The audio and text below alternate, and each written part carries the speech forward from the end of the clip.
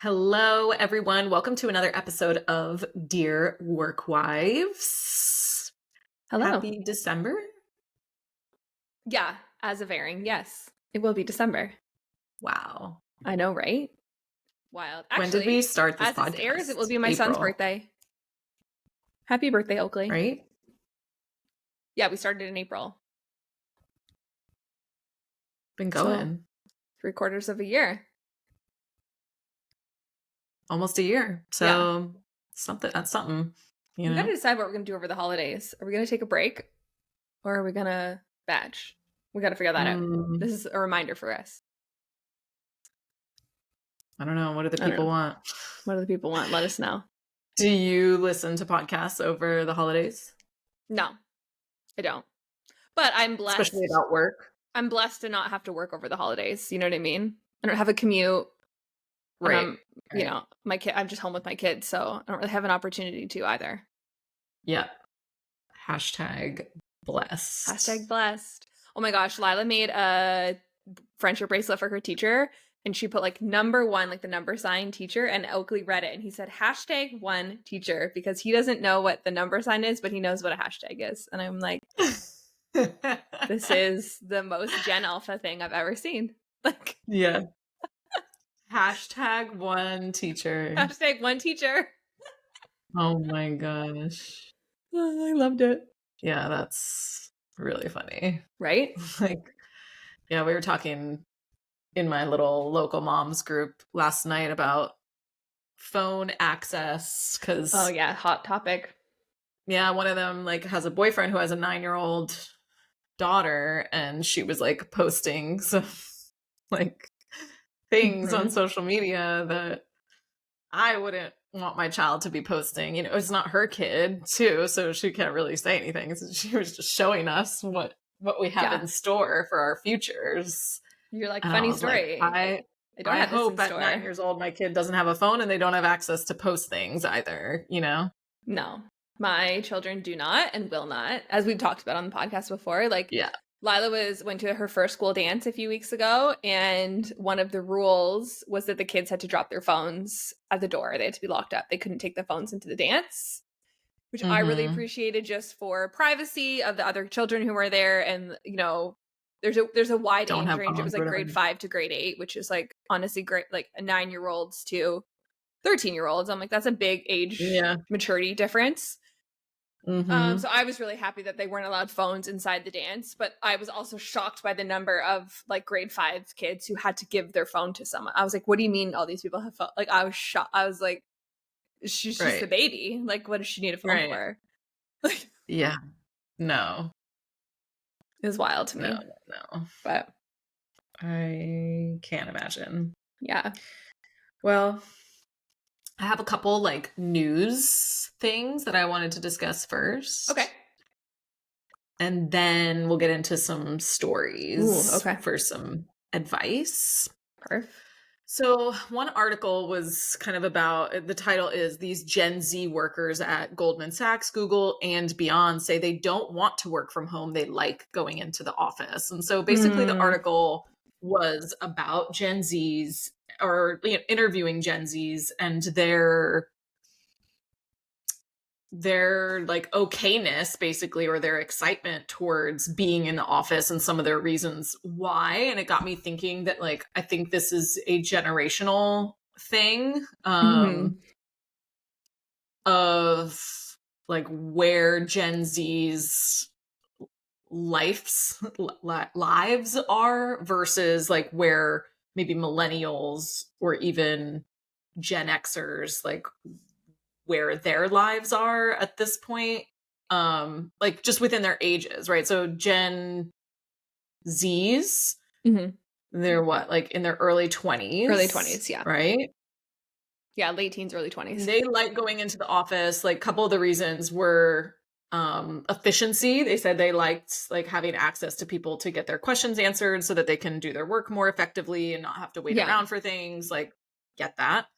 Another reason was like access to mentorship. So like being around higher ups and being able to talk to them, schmooze with them, you know, do all the things that you can do when you're in a physical setting versus you don't get much face time, especially with maybe higher ups when you're virtual, right? When you're remote. Yeah. So I thought that's legitimate and a good recognition of, you know, if you're going to be in the office, what you should be spending time doing, maybe. Yeah. And I guess it also just, I think those are good reasons to like want to be in the office, but I could also see like why people my age or with kids and a lot of other stuff going on don't want to have to do the commute or don't want to just have to be in the office just because people say you should be there, you know? Like I think this really speaks to like the difference in generations is like millennials grew up and like you had to give everything to your job, you know? And that included inconvenient commutes and like rigid work hours, and you were just like conditioned to believe that that was the only way that you could make it in your job.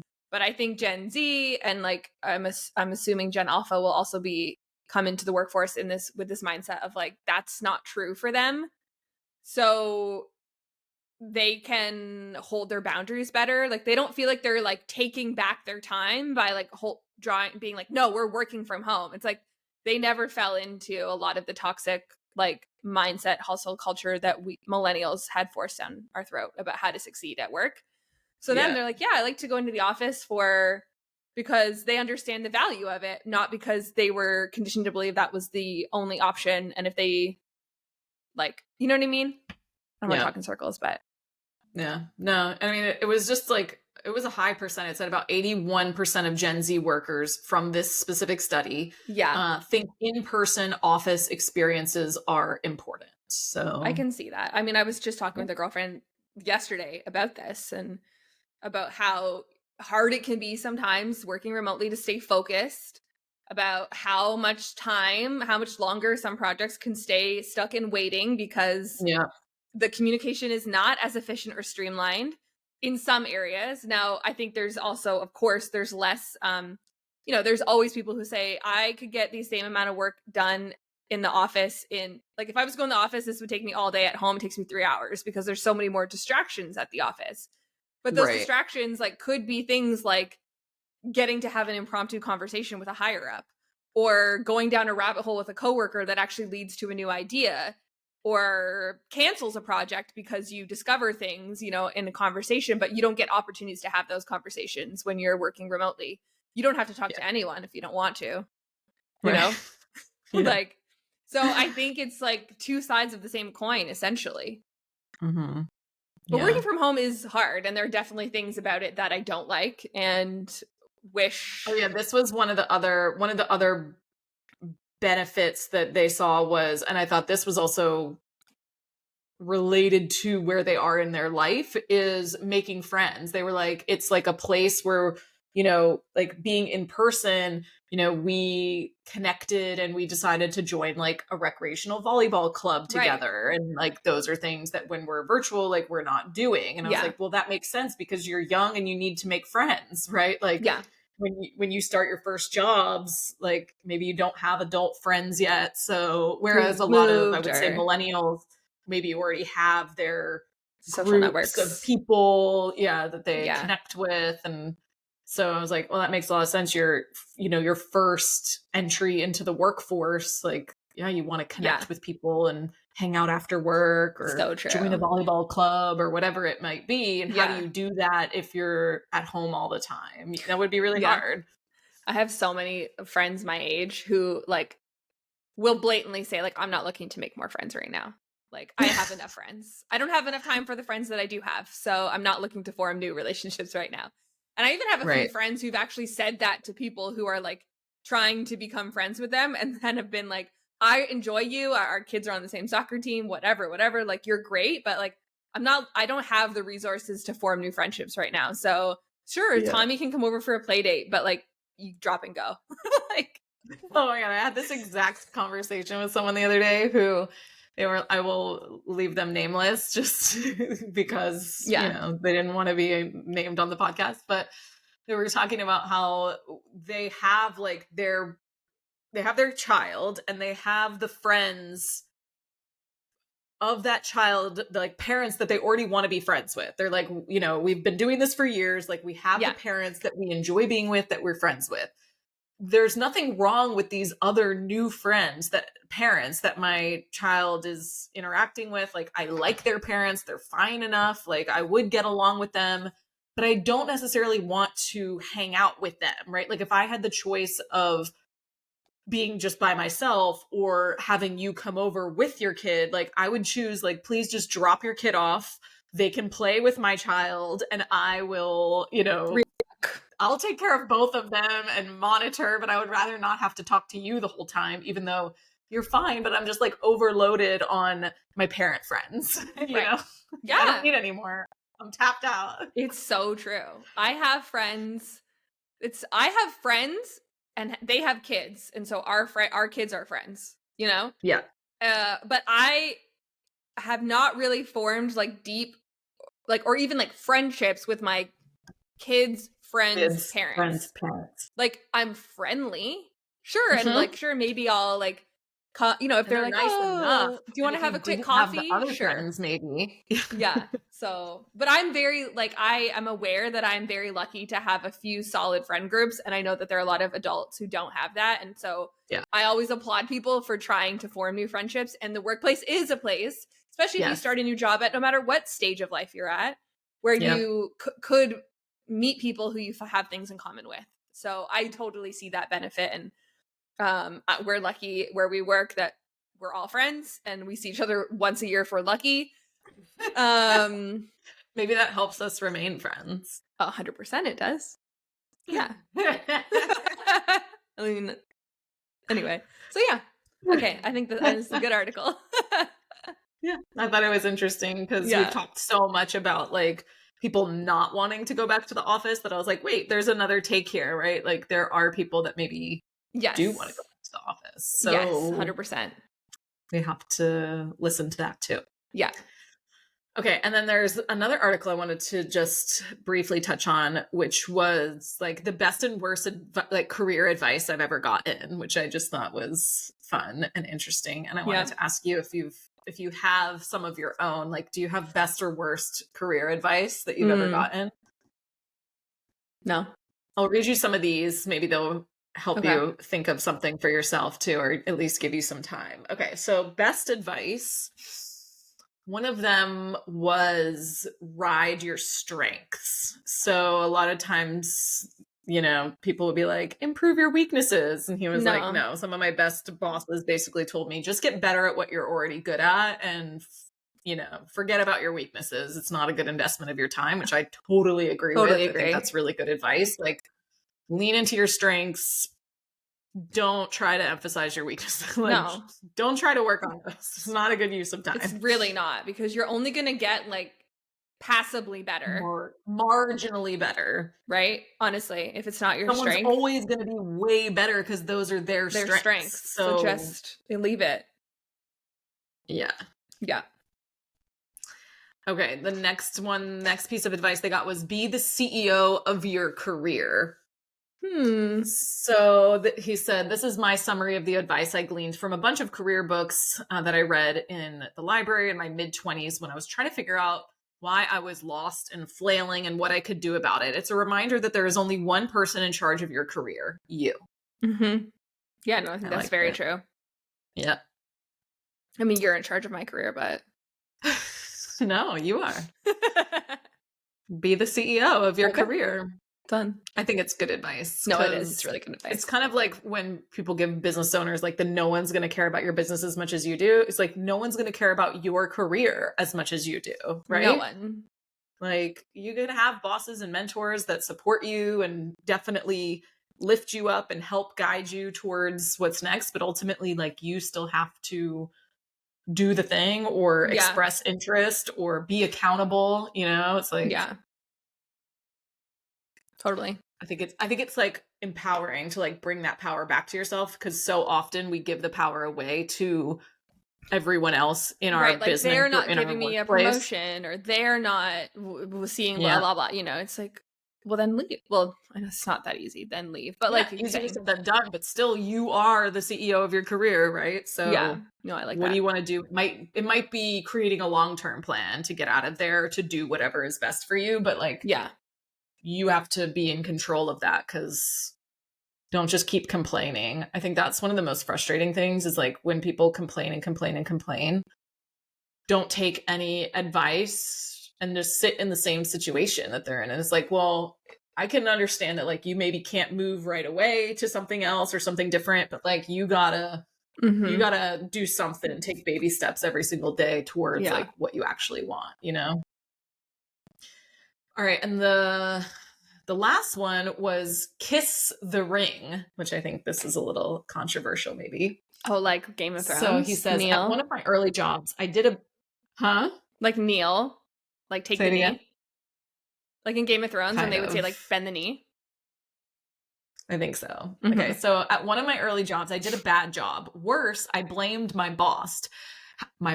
How could he ask me to do such mindless menial tasks? I went to Yale. Not surprisingly, this led my boss to sit me down and tell me that I had a bad attitude. Well, I wanted to set my boss straight, but fortunately, before I did, a mentor gave me these wise words: kiss the ring. It saved my job. I'm so torn on this one, because like instinctually I'm like, you have to pay your dues, you know what I mean? Like if you're hired for an entry-level job, you have to do entry-level tasks regardless of what school you went to or what training you have, what like elite college you went to. Right? But I also recognize that like that's a really antiquated linear way of thinking. It's like I have to listen to this person just because they're my superior. I'm not saying don't challenge if you have like stronger, more impactful, more efficient ideas. I'm not saying don't challenge leadership, but also like you can't just be an asshole. Like right. Or entitled. I think that's the difference, Yeah, I agree. I think that's why I was like, this is one that I could go both sides. I think it's very contextual, situational. It sounds like he was being an a-hole in that situation, but there are also times when maybe I wouldn't just kiss the ring, Yeah. but like everyone hates that person who comes in hot and just thinks they know everything and refuses to like acclimate to new environment, new systems, new processes, like sure, whatever Yale taught you, but you don't know what this place could teach you, Yeah. But also it's very limited. Like if you have great creative ideas, like you should share those, but just be respectful about it, And then he said the worst advice that he got was follow your bliss. So the idea that if you do what you love, the money will follow. No. He said maybe that works for some people, but it sure didn't for me. Never did for me. I mean, I love what I do. Don't get me wrong. But when I followed my initial passions, it did not lead to money. It led to the opposite of money,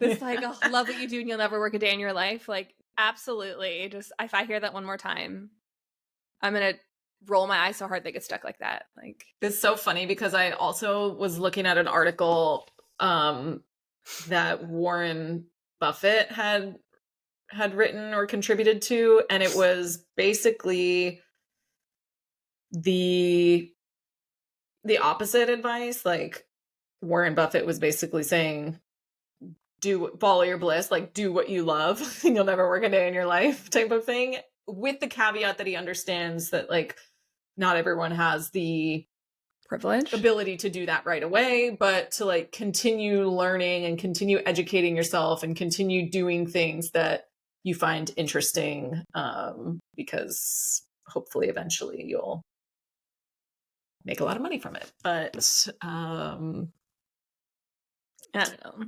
Do you have any did you ever have any like good or bad advice that mentors gave you? Honestly, no. I've never really had like someone to give you advice. You give me advice, but it's not terrible though. I've never had a mentor who was like more detached from my day to day, you know, like every mentor I've ever had is also the person who is like dictating my day to day life. And I feel like that, or day to day role. And I feel like that's different than someone who's got a 10,000 foot view, you know? Mm-hmm. And they're giving you like a quotable versus like, they're giving you like a one-liner. Yeah. Yeah. So they're like, kiss the ring. Or you're going to them for like some very specific advice so it really stands out, you know, versus like, I feel like ongoing. Yeah. Yeah. Like when I was young, pastry chefing, I did have one boss who said he would like set me up on a stage, which for those who don't know is like a free, essentially an internship in a kitchen, but usually they're at like very fancy dancy places, you know what I mean, like the kind of place where it's a privilege just to work there. But I was like, it's also a privilege to be able to do them because they're unpaid and they're usually in like London, Madrid. Like he was like he had like connections in all these I was so like how am I gonna live in London? I can't do that. You know, so yeah, no, I haven't really had like a big brother mentor style. What about you? No, not really. Yeah, well, I feel like I've had like a lot of mentors over the years, usually that I've either paid for or like I had one in corporate, but I don't remember any like outstanding advice that I got. Like it doesn't like stand out. He was a good mentor to me. Like I feel like we had a good relationship, but there's nothing that like stands out as like life really altering impacted me besides actually looking at his life and realizing I didn't want it. Right. Like I think that was probably the most impactful thing that I gained from a mentor was I was essentially, you know, moving towards that path and I recognized that his life was not of interest in terms of the level of commitment and time and energy that he had to pour into the company to get to the place where he was. Exactly. I kind of want that. No. Yeah. That's kind of how I felt about the whole restaurant industry. I was like, I don't really want to destroy my life for like I'd rather build my own thing if I'm going to work that hard. So yeah. All right. You want to do some stories? Let's do it. All right. This one says, I've been at my job for 19 years and I've never had a coworker that I didn't like or that didn't like me, but now that streak is over. I have this person who can't stand me. Legit, they hate my guts. I've never done anything to them that I know of. All of our interactions prior were pleasant, in my opinion. I truly liked this coworker, but now things are really awkward. I like my work. I've been here for 20 years and I generally just get my work done, exchange pleasantries, and offer help if I'm capable. I want to do what I got to do so I can get home to my family and my dog. This person gives me the cold shoulder, doesn't hand things to me directly while in the office, side eyes me, deep huffs in my presence. What does that mean? At first I thought I was imagining it, but then I was confirmed because they expressed their disgust for me outwardly to my other coworkers that I've known for many years, and obviously they told me. I'm getting really concerned. It's been going on for weeks. The moods seem to ebb and flow. I want to talk to them directly to resolve, but one of the comments made about me was, when I'm done with someone, I'm done. I don't even know what that means in this situation, but it doesn't scream that direct interaction from me is worth the efforts to resolve. Do you have any recommendations to improve the situation? That sounds like so toxic on their part. Yeah. I would definitely... whoever this person is, sounds awful, miserable. So just know that, right? Yeah. Like, doesn't sound like it's probably about you or anything that you did. Maybe there's something that you did, but if it was so small that like you don't even know, or your coworkers that like they found out that this person doesn't like you, but they weren't able to specify, you know, why. Doesn't sound like there was some big thing that... Yeah. Because I feel like their coworkers would have been like, oh, this is what you did. That's why it's upsetting them so much. So would you have a direct conversation with them, or do you think it's not even worth it with a person like this? I wouldn't without a third party present, for sure. I would definitely need to have a third party present, and I would first. Okay, let me think about what I would really do versus what I think I should tell people to do.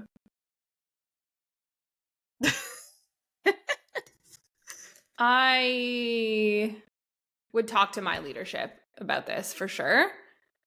And then I would,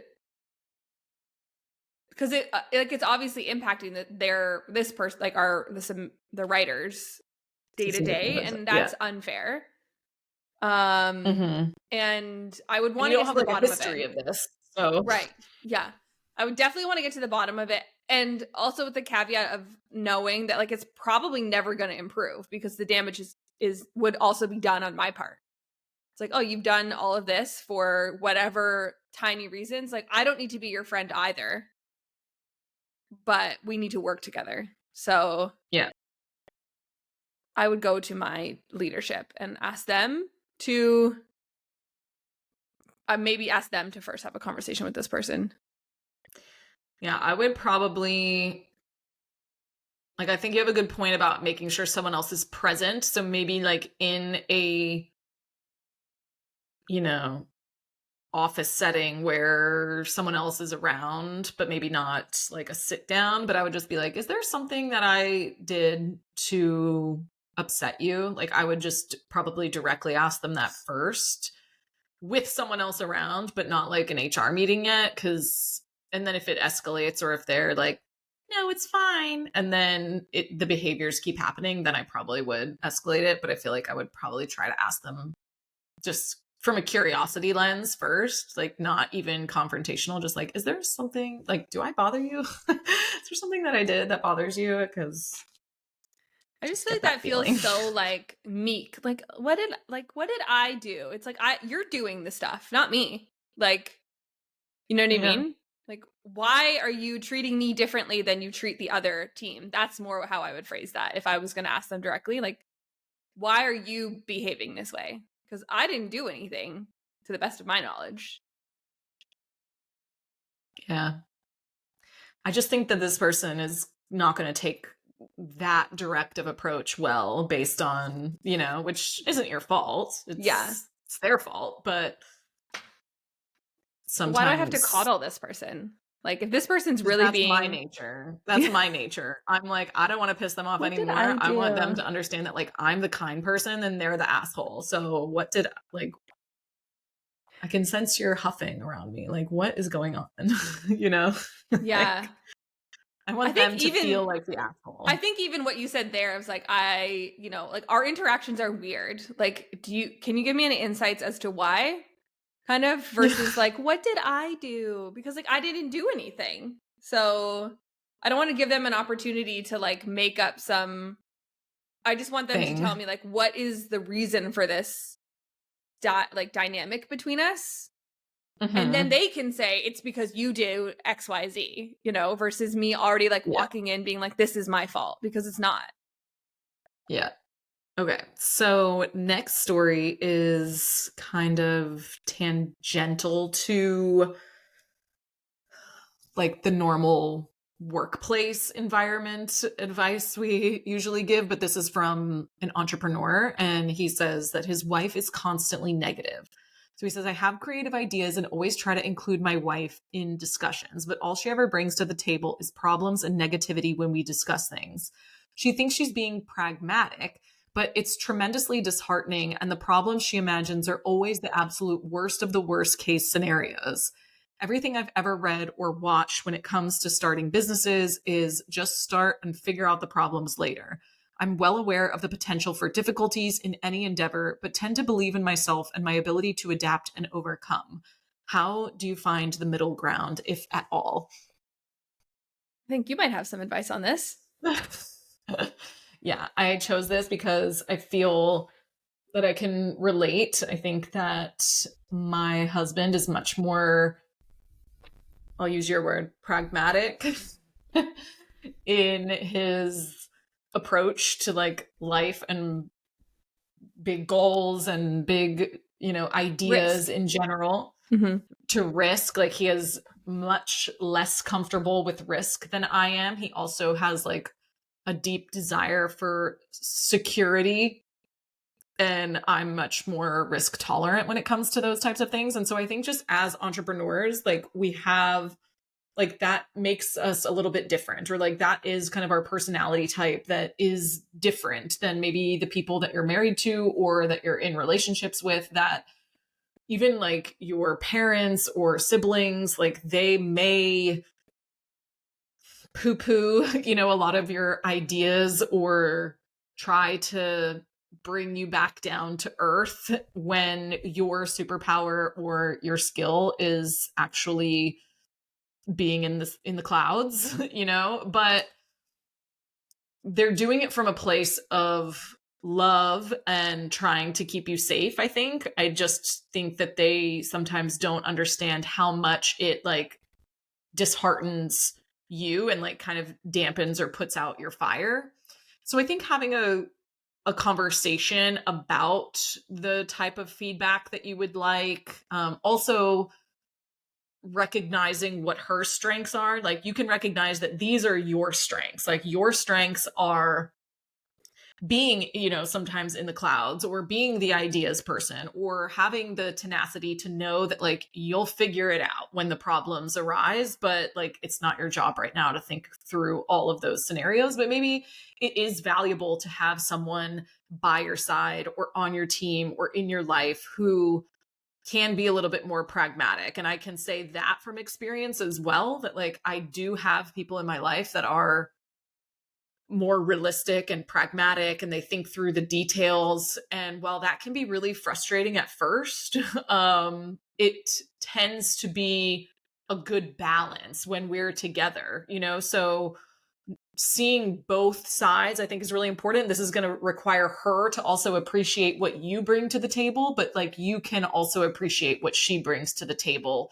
so that you're not living under a bridge one day because you had all these ideas. Like she does think through some of the worst case scenarios, which are important to deal with sometimes. So it took me a while to recognize that as a strength of my husband's, because it is really frustrating when like all you want to do is be excited about your idea.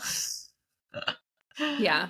But I think sometimes you maybe even need to be explicit that like, right now, I just need you to be excited. And then like maybe tomorrow or next week, we can talk through like realistically what some of the challenges might be. Or maybe you don't want to know what some of those challenges are if it doesn't affect her, but maybe it does affect her in that you bring home some of the income. And so she's nervous about that. So I think, listening to why she's bringing those things up is important, but like framing the conversation might be helpful for you as well. Like, here's what I need from this conversation. I do that with my husband, even when it's not about work stuff. I'm like, okay, I don't need you to fix this. I just need you to listen, because I don't want, maybe I don't, maybe I'm not like, maybe I can't handle whatever their response might be in that moment.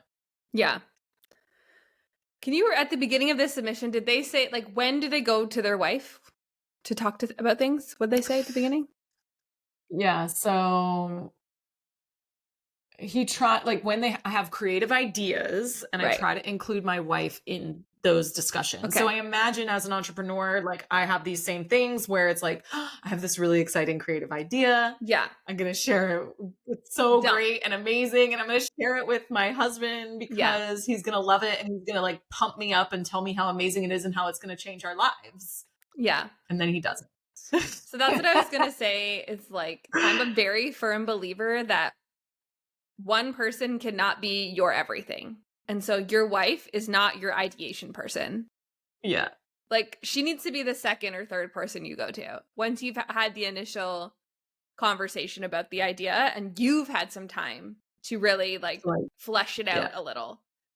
I'm not saying, months, weeks later, but like maybe you have an entrepreneur friend or a colleague or a sibling. You don't need to be an entrepreneur, but someone else in your life who has a different strength, like set of skills and strengths than I am also similar to your husband, Tyler. I am also a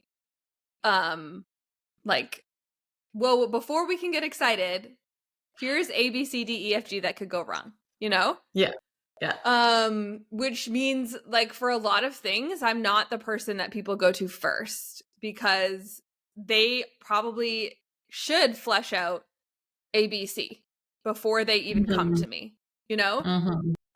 Or think about A, B, C. And then by the time they come to me, they're like, okay, this is my idea. And I know this could happen, or this is what I'm worried about, you know? And then it shows me that they're also aware that like things, that there are issues, but like we're all aware of them. And it's not just on me to think of like every single thing that not necessarily could go wrong, but this is like, I'm just having this epiphany right now.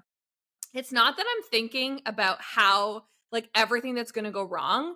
I'm thinking like, how are we going to make this as successful as possible? Like, what are our roadblocks to success and how are we going to overcome those? Yeah. Because it's not that I don't think it's going to happen. I just want to make sure that we get there in the easiest way possible. Right. And the most successful way possible. So this is what I see in our way. You know, whereas when someone comes and is like, okay, this is like, I have this great idea and I think XYZ might happen, but it's okay because blah, blah, blah. Then it's like, okay, like this isn't just some pie in the sky, like Phil Dunphy idea that is like going to lead nowhere. You're actually serious about this.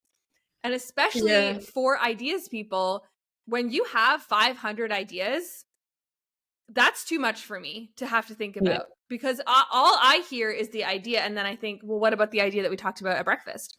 What about the idea that we talked about last week when we were on a walk? Like, what about all these other ideas? And then it's overwhelming. So that's my perspective. So there might even be like, maybe she's also not seeing follow through on your creative ideas, or maybe she's seeing some of that's creative ideas like not work out well and seeing your downfall, or just like not be that good. Yeah. Like, sorry, maybe they're not that good. Which, to be fair, like it's a good idea to like go to someone else first, because even just talking about the idea out loud will help you recognize like where the holes already are, or where you really don't, where it's not really even a fully formed creative idea yet, like, which is fine, but she can't be the first person you go to because she's going to see all those holes immediately, whereas you could maybe flush some of those out before you even bring it to her by just saying it out loud to someone else, right? Like the first time that I talk through an idea, like if someone has a question about it, then I'm like, oh yeah, I didn't think about this. Or like, oh, I don't know, I didn't think that far. It never went that far. Like I just thought I have an idea. Great. Awesome. Cool. Like, and now what? Now what? You know? And I think when you go to people who are doers, they think that now what falls on them. And especially in like husband and wife relationship, I can imagine if the wife is like, she's not going to be the one, like how much is going to fall on her, you know? And I think that's also where people lead, and that's like natural. It's instinctual to be like, okay, but how is this going to impact me? And we work with many entrepreneurs and their spouses, like they're like, I already never see you. You already are blah blah blah, and now you're gonna do this thing. Now you want to be Elon Musk, like, you know what I mean? And I know that that's not right, but I'm just saying, like, can we have a little bit? I like have been sitting here being like, why is it always the pragmatic people who are the bad guys? Yeah. This is literally there should literally be a support group for, you know how there's like Al-Anon, which is like a support group for alcohol, like family alcohol, like family of alcoholics. There should be one for family of entrepreneurs. It's like, oh, my partner is like always crushes my dreams, and I understand I'm talking to you right now, and like, so please accept this with love, because this is also part of our dynamic as well. Yeah. It's like, oh, you're always being so negative. You're always crushing my dreams. It's like, you're always leaving me in a constant state of stress because I never know where you're taking me. So like it, maybe that like, and we need each other, but if we can't figure out how to like create the balance and like the threshold that we have for each other's strengths, then like this is going to implode. So you need to find someone else to like do the initial ideation with. And don't go to the person whose first instinct is to problem solve, because let's be real, that's all that we're trying to do is problem solve. Mm-hmm. If you're not ready to hear about problems that need to be solved, then don't go to that person. Why does she need to change? I'm like fired up right now. I'm also curious about her Enneagram type and your Enneagram type. Yeah. Because, you know, as an Enneagram 3, I'm not thinking of all the problems that are going to happen. I'm thinking about, I just like innately feel like I'll be able to solve whatever problems do arise when they arise. So I can relate to his sentiment about like, I'll just figure it out. I'm not worried about those things now. Like I just need to execute. I just need to like take the first steps and make it happen. So I can relate to that. And I know that sometimes I make my life harder by not thinking about all of those things, you know? And it's like, it's that recognition. You as a 6 are thinking about those, which is helpful, you know? You know, I'm also like, yes, I'm aware that we will solve the problem, but what if we just take a second and make sure the problem doesn't happen in the first place? We could avoid this problem because there will be 500 other problems that we can't anticipate coming down the road. Yeah. I just hate when people are like, I need this person to change to meet my needs. That's not going to happen. And it's a really unfair ask. Mm-hmm. If you need them to change, then they're not the person who can help you with that. Because that's so unfair to ask them to change to make you happier. Like, go find someone else who will jazz you up.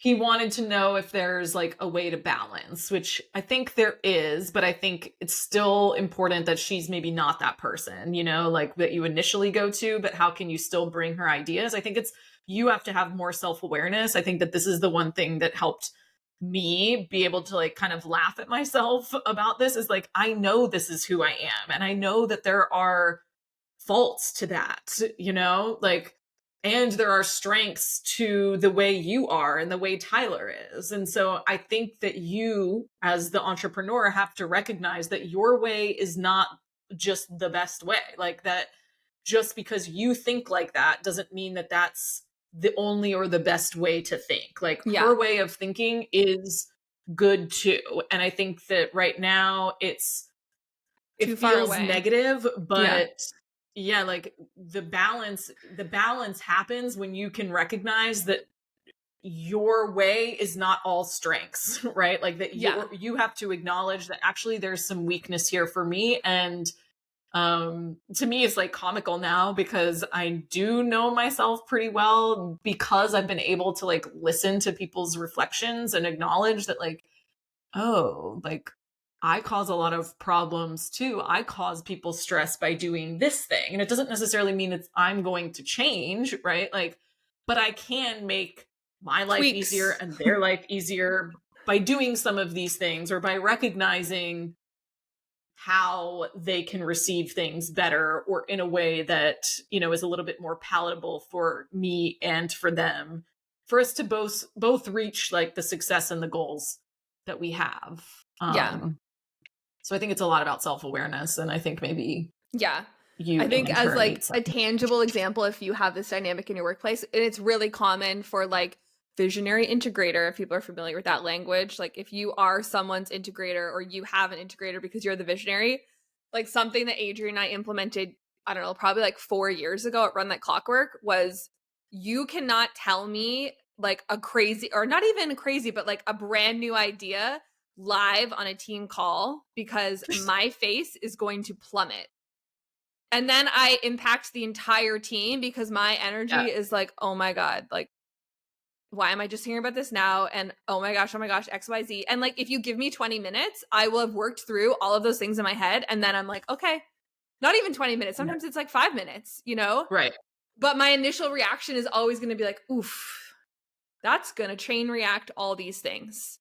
Mm-hmm. So if you tell me something ahead of time or tell me something when I have a few moments to process it before we engage in conversation, I'm like, I have worked through the like most outrageously like worst case scenarios and come to my own conclusion that they're probably not going to happen, you know? So it's just a little tip. Give people time to process if they need it.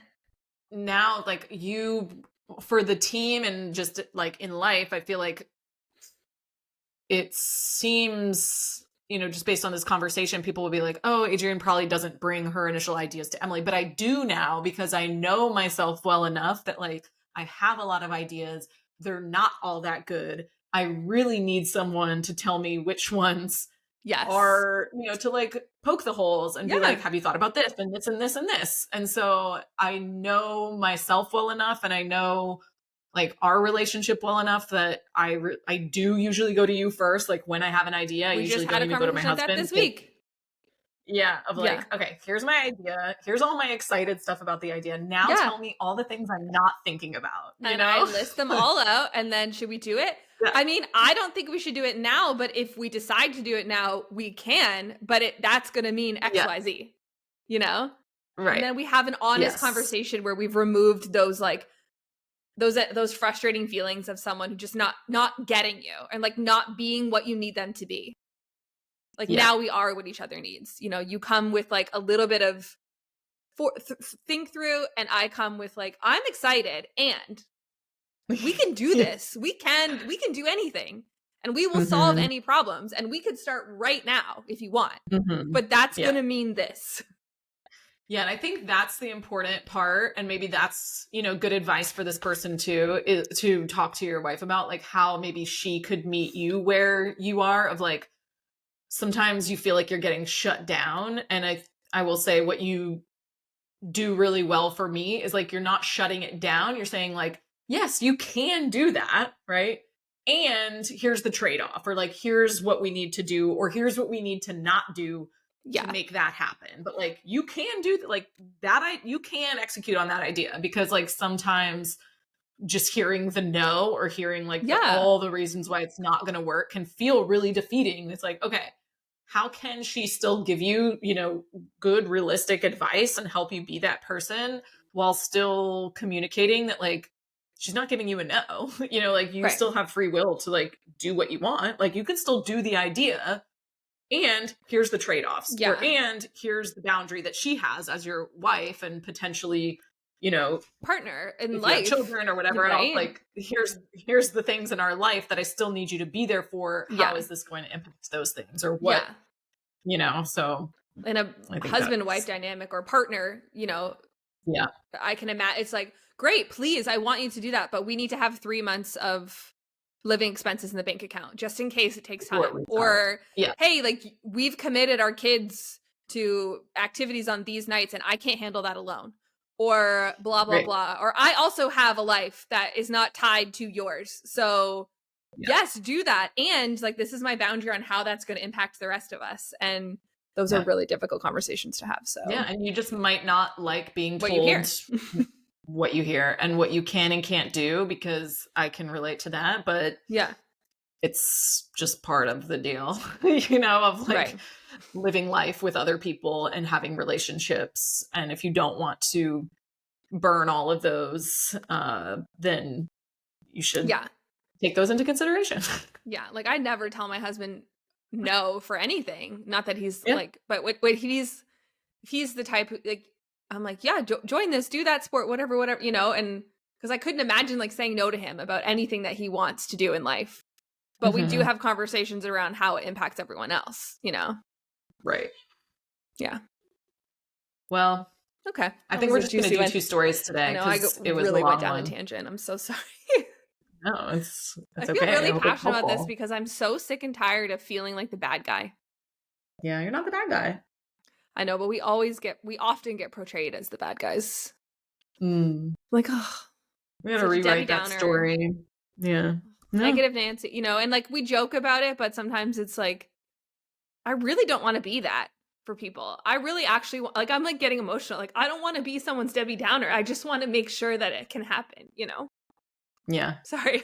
Like, I just hate feeling that like people look at me, or people who have the same tendencies as me, and think that we're like, negative. It's a negative, it's like, it's not a negative. I just need to feel like, how can we do this the best way possible and the most successful way possible, Well, I think it also stems from the heightened sense of ego of the entrepreneur. So like, I feel like that's something I've tried to work on for myself and be really grounded in, is understanding that like just because I have the idea or I am the entrepreneur, the CEO, doesn't mean that like it's a better idea than someone else on the team has, or that like no one else could do what I do. You know, I think that as entrepreneurs, like people feed that ego and we feed it for ourselves, and we're like put ourselves on this pedestal, and then there's like obviously a little bit of narcissism in here. There's entrepreneurs and then everyone else. It's very much like a,